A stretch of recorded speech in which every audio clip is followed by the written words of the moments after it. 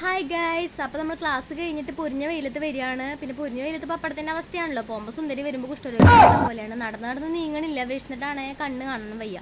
അപ്പോൾ വിചാരിച്ച് നമുക്ക് കുറച്ചേരം നിഴൽ നോക്കി നടക്കാമെന്ന്. നിഴൽ നോക്കി നടക്കുമ്പോഴത്തേക്കും വീടിൻ്റെ പരിസരത്തി വീട് കാണുമ്പോൾ തന്നെ ഒരു സംതൃപ്തിയാണ്. വീടെത്തിയില്ലോന്ന്. അങ്ങനെ വീട്ടിലേക്ക് കയറാറാകുമ്പോഴത്തേക്കും ഭയങ്കര വെയിലാണ്. കുറേ നേരം നിൽക്കാൻ പറ്റില്ല. അപ്പോൾ നമ്മൾ സമയം കളയാണ്ട് കോണിമ്പല്ലടിച്ചിട്ട് കാര്യമില്ല. ആൾ വന്ന് തുറക്കണ്ടേ. തുറക്കണ വെയിറ്റ് ചെയ്യുന്ന അപ്പുറം ഇപ്പുറമൊക്കെ നോക്കി നിന്നിട്ട് തിരിയുമ്പോഴത്തേക്കും ആൾ വന്ന് വാല് തുറന്ന. ആൾ വേറെ ആരല്ല, ചേച്ചിയാണ്. വേറൊരു ഉള്ളിൽ നമ്മൾ വെയിറ്റ് ചെയ്ത് നിൽക്കുന്നുണ്ട് കേട്ടോ. വേറെ ആരല്ല, നമ്മുടെ കുഞ്ഞാറ്റയാണ്. ആൾക്കറിയാൻ വന്നു കഴിഞ്ഞാൽ കുറച്ച് എക്സ്പ്രഷൻ ഇട്ട് ചാവും എന്നുള്ളത്. കാണാൻ വേണ്ടി വെയിറ്റ് ചെയ്ത് നിൽക്കുകയാണ്. അങ്ങനെ ആൾ റൂമിൽ കൊണ്ടുപോയി കുറച്ച് നേരം എക്സ്പ്രഷനൊക്കെ ഇട്ട് നിന്ന് പിന്നെ വയ്യ വിശന്നിട്ട് അപ്പോൾ വിചാരിച്ച് മേലെ എഴുകാന്ന്. അങ്ങനെ നമ്മൾ മേലെ എഴുകാൻ പോയി മേലൊക്കെ കഴുകി വന്ന് നമ്മൾ മേലെ എഴുകാൻ കുറച്ച് കൂടുതൽ നേരം എക്സ്പ്രഷൻ ഇട്ട് വന്നപ്പോൾ വയറ് പറഞ്ഞ് വിശക്കുന്നുണ്ട് എന്തെങ്കിലും പോയി കഴിക്കാൻ.